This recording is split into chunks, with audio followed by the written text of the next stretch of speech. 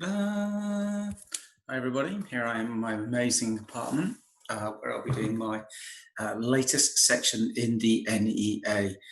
Notice anything, guys? Yeah, looking good, looking good. This miracle tablets that I'm taking have made my hair grow back. So yeah, I'm going to be, in a couple of weeks, I'm going to have like a really long 1960s hippie style look. Anyway, less of that, just a bit of a laugh. Today's session is on the results presentation analysis, effectively chapter 3, I call it. It's a big section, 20 marks, probably the most difficult bit to do, really time consuming. You have to pay attention.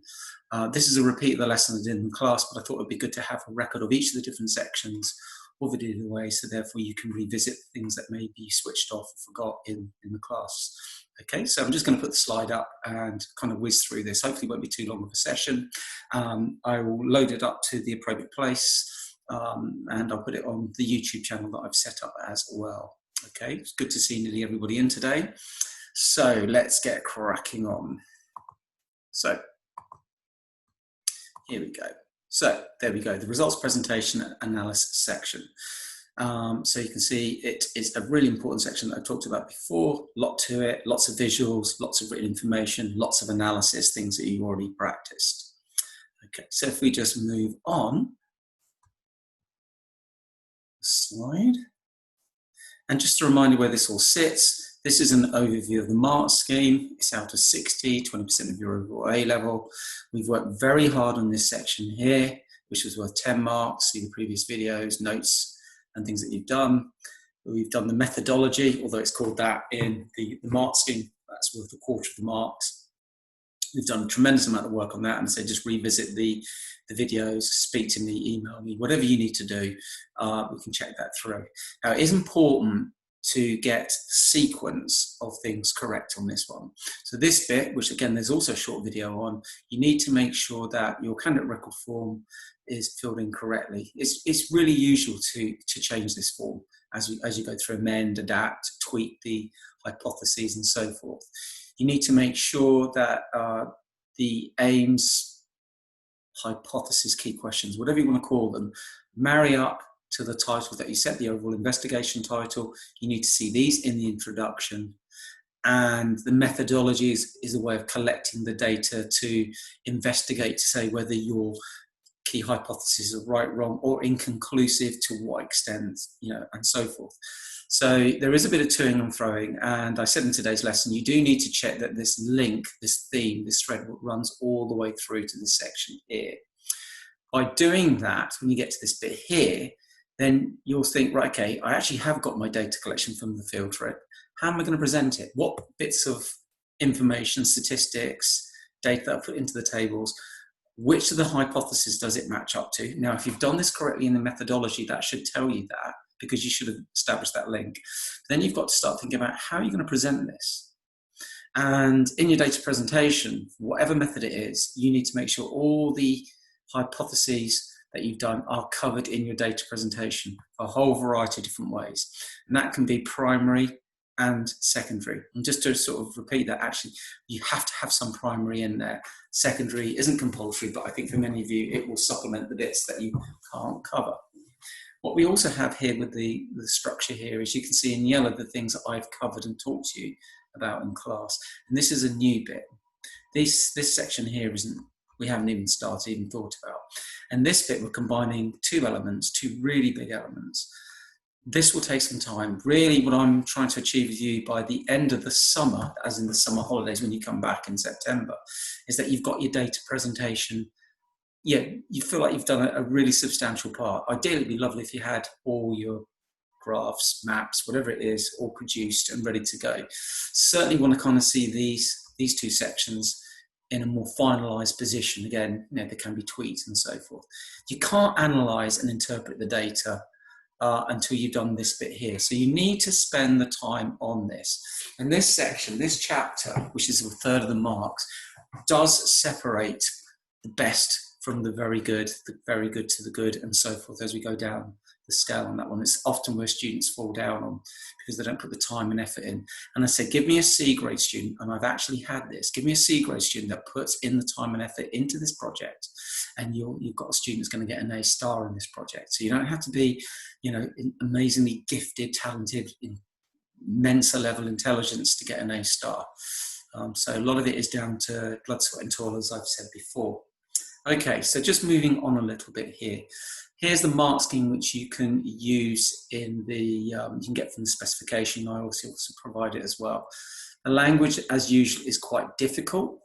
We still have this 4-level thread that runs all the way through. Obviously the lower levels here and the higher levels here.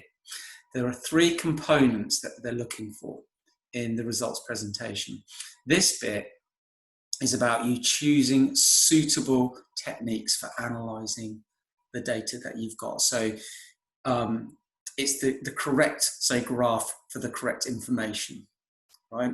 You might have a balance between qualitative, quantitative information, the right number of things, some complex things, but they need to be appropriate. They also need to answer the question. So you haven't got irrelevant things in there, superfluous things, and they all need to be talked about.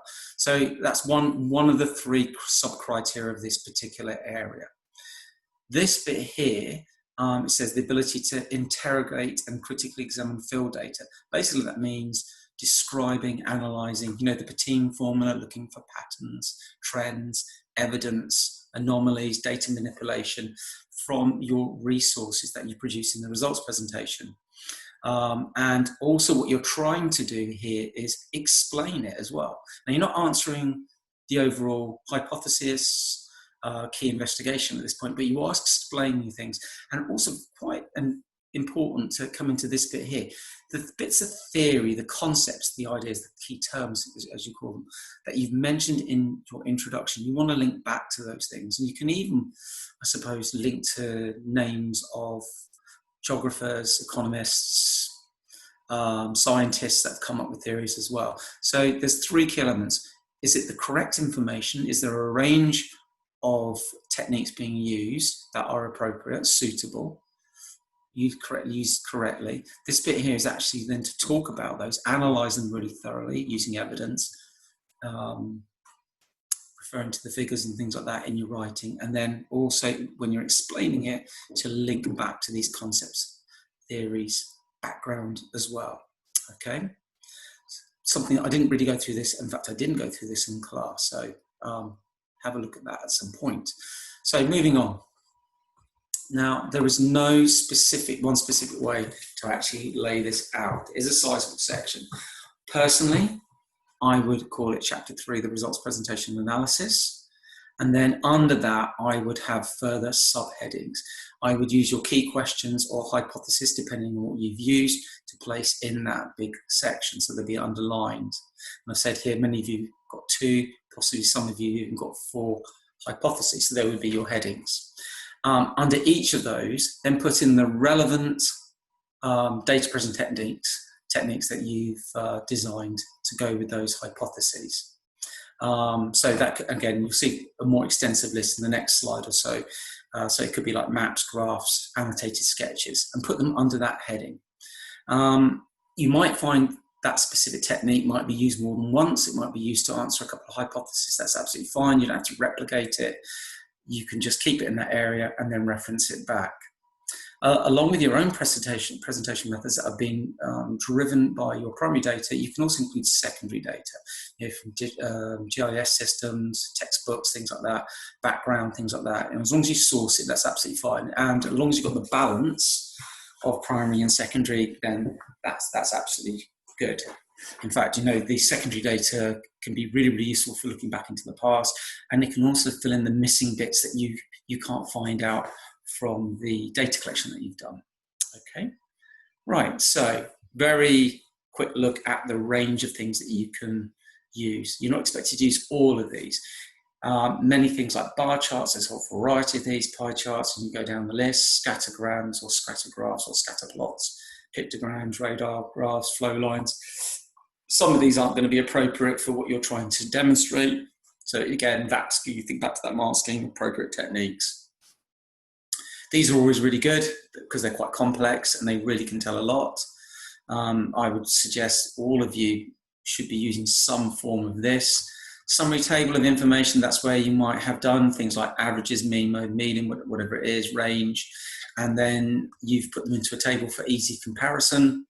There's a load of statistical tests like standard deviation, interquartile range, Spearman's rank, chi-squared.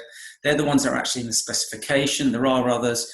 You don't have to use them, but I would suggest it's a really good idea to put in some sort of stats. Now, not all of these are appropriate. I'm not sure whether chi-squared would be appropriate for anybody to use, but we'll look at that more closely. In the next video, which I'm hoping to post tonight as well, I will go through Spearman's rank, which hopefully is a nice short chunked piece of work. So that's one of the easier stat tests to use. You may have got things like summary of interviews, local people working in the council, maybe it's done online, maybe you've rung someone up, so forth. So you could put that in sort of like a speech bubble, anecdote type sort of thing. Okay, right, anyway, moving on. The RGS site. So great site to use. I'll click on it in a minute to show you how that you can use this. You do need to make the effort to go onto it. It seems to be, students don't seem to go and use it enough. So you need to make sure you are active, go to it, look at it. And when I click on this now, if it isn't taking too long, hopefully it's coming up on the screen. So what I might do, I might stop sharing there. Watch, you have to see my face, but I've got a great set of hair here.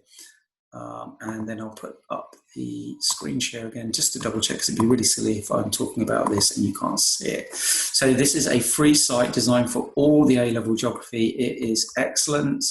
And if I just move that out of the way, and as you scroll down, you can see there is information on all the different sections. And the bit that you want to particularly look at for what we're doing is the data presentation. Ignore this at the moment. Some of you may go back to those to look for hints. And if I click on the data presentation, it takes me down to this, and we have all these guides here of what the techniques are. And you can see when we do the analysis, there's also things like how to do Spearman's rank, chi-squared, measures of dispersion. That would probably be, I can't see it on there, I think that's going to be your standard deviation type sort of thing. So if I just quickly show that, remember, do not use all of these, and it needs to be appropriate. If I go down to this section here, you can see the PDFs. And if I go, say, for example, to scatter and line graphs, I open up. Did this today, didn't it? It's a bit slow. But it's really good hairstyle, isn't it? I look really young. I must look about 25 years. Taking 5 years off my age, I reckon. Anyway, so coming back to this, they're usually quite short documents. 4 pages is actually quite long. It talks about what the technique is. It says why you would use it. It gives an example, and also talks about how to plot things, about correlations, something I'll be talking about in the next video. Really useful information. You can download them. They're free. It'd be silly not to use them. And it talks about different scales and things like that. Okay, so if I just stop that for the minute and then go back to our slide. If I can find the slide, there we go. For some reason it's gone right back to the beginning, but that doesn't matter. And then in today's lesson, I said these are the things that you need to be thinking about. So it's really a continuation of this.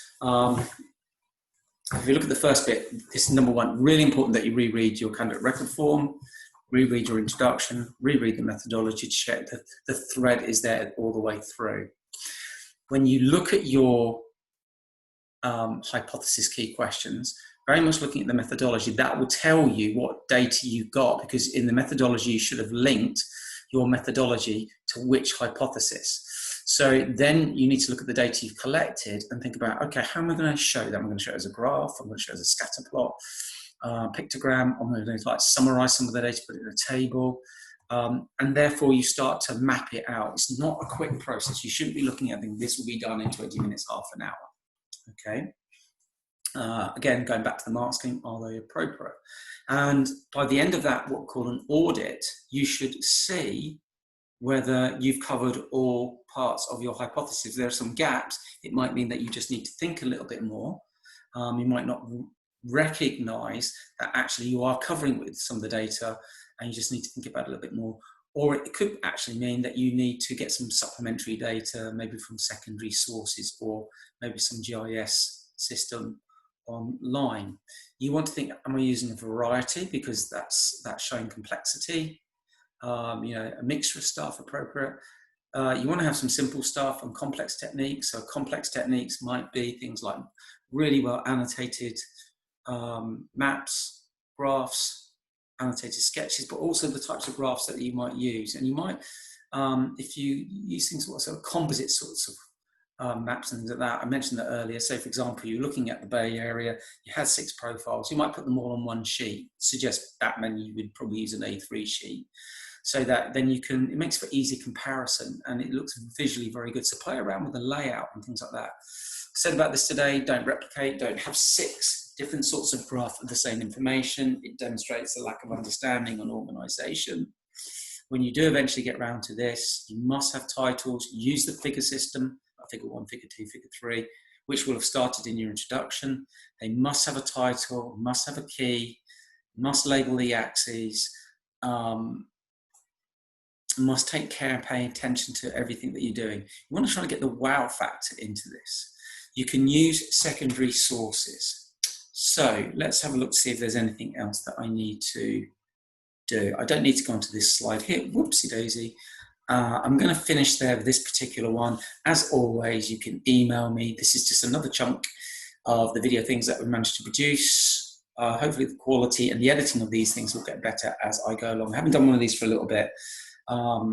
So anyway, that's really in a nutshell a summary of today's lesson. So as a reminder for you for that, and those of you that want to make today's lesson as well. Okay, so I'm going to stop there. And I'm going to start recording the second video on Spearman's rank. At some point, I'll do part 2 to this NEA, and that will be the analysis, but there's no point confusing you guys yet. But in the summer, if you do feel like you've got to that point where you want to move on, obviously, I will give you assistance on that. Okay. All right, guys, I'm going to stop there and get on with the next one. Adios, everybody.